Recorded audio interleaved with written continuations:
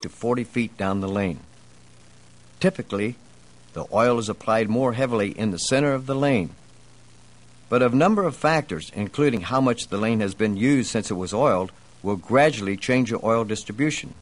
The effect of the oil on the way the ball rolls, especially the amount of hook, will change with the changing oil pattern. The fundamental thing you need to remember is that where there is oil on the lane, your ball will tend to skid and go straight, like a tire skidding on ice. Where the lane is dry, the ball gains traction and starts to hook. Knowing this, you will be able to observe various ball reactions and learn to adjust your shots accordingly. The proprietor of the bowling centers oil the lanes to protect the surface. Both wood and synthetic lanes would show tremendous wear and tear if there wasn't oil there to protect it. A general practice for most proprietors, they'll tend to oil their lanes in the late afternoon, preparing themselves for their 6:30 league. And as you know, if you bowl an early league, the ball will tend to skid much further than if you bowl late at night. And the reason is they've put fresh conditioner on the lane.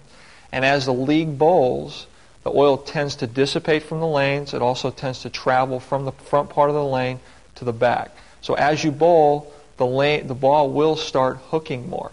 And conversely, if you bowl in a later league, okay, your ball will tend to hook much more than it did at 6:30. Oil can really be an asset to a player. The way a lane is conditioned and the way the oil line is set up can determine how easy it is to get to the pocket. If there's an oil line, say right around 10 board, that's where the oil is the heaviest, then you can play right outside the 10 board and it almost acts as just a tunnel right into the pocket. Another way to use the oil to your advantage is to move in a little bit and try to project the ball out into the dry area and find the best possible break point. These are ways that will help you get to the pocket with better striking accuracy.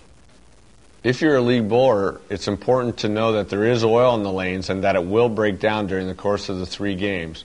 So watch your ball reaction and make the appropriate adjustments to stay in the pocket for all 3 games.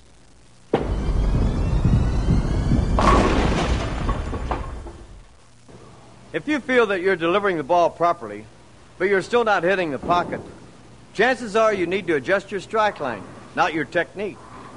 Hitting the pocket may be as simple as adjusting your strike line a few boards to the left or to the right.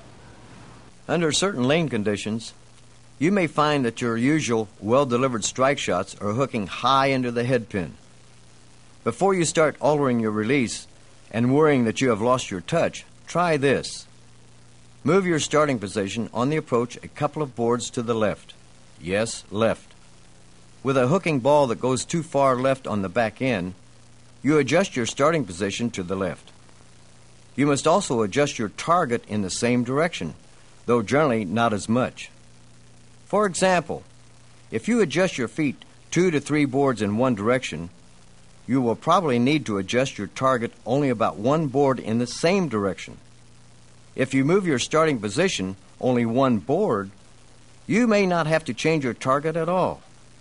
You may have to adjust several times to find the right combination of adjustments. When the ball is hitting light on the head pin, too far to the right, your adjustment will be made to the right. Continue to make these adjustments until you have found the appropriate strike line for the lane conditions. Remember, too, if you are a left-handed bowler, your adjustments will be reversed. To the right if you're hitting high, left if you're hitting light. It's best to try to locate your strike line before you start your game. But as lane conditions continue to change, you may have to adjust your strike line again. As far as adjusting to the lanes and finding your strike line, if the ball is hooking too much and you're going Brooklyn or you're hitting the nose a lot, you want to move your feet to the left. And if you continue to do it, you want to move your feet, make another adjustment to the left until you hit the pocket. And then conversely, if the ball isn't coming up to the head pin and you're hitting the 3 pin in the face for a right-handed bowler, you'd want to move your feet to the right. And a lot of times, amateurs make this mistake is they'll move once and they won't move anymore. You move until. You also can move your target as well. In other words, if the ball is going too far left, move your target to the right. If the ball is going too far to the right, move your target to the left.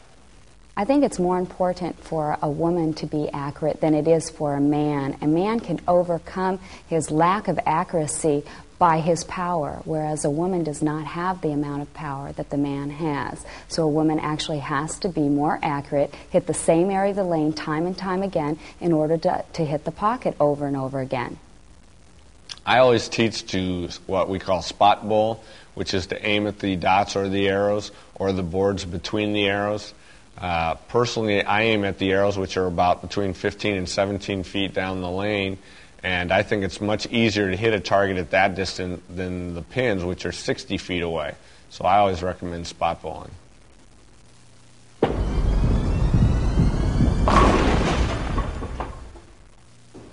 If you're like most players, you spend a lot of time practicing how to make strikes. That's important.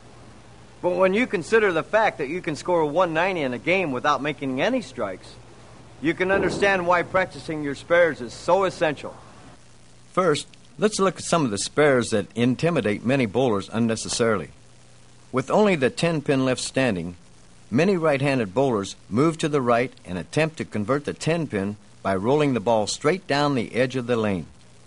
At that angle, you don't have much room for error. To shoot this spare with more room for error, you should make your shot diagonally across the lane. Whether you're right-handed or left-handed, you should be shooting this spare from the left side of the lane. Let's look again. By going across the lane, you increase the amount of lane available to make your shot.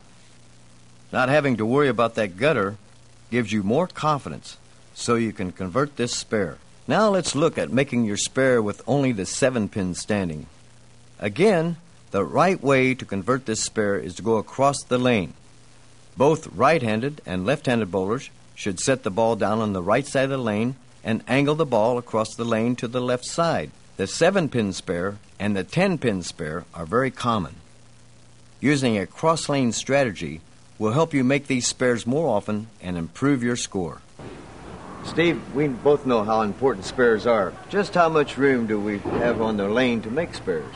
Well, it's funny, Dick, when you stand on the approach and you look down the lane, that single pin spare seems so small at the other end of the lane. But in reality, we really have a lot of room to make that spare. So let me show you exactly what we have here. Here we have this ball on the left striking the pin, and here we have on the right this ball striking the pin. I've placed a piece of tape under the center of the ball to show exactly how much room we have to make this spare. There's 1, 2, 3, 4, 5, 6, 7, 8, 9, 10, 11, 12, 13 boards to make a single pin spare in the center of the lane. Now let's say we left either the 7 or the 10 on one side or the other. We'll do the 10 pin, for example. If you go to the other end, you'll find that there's one board on the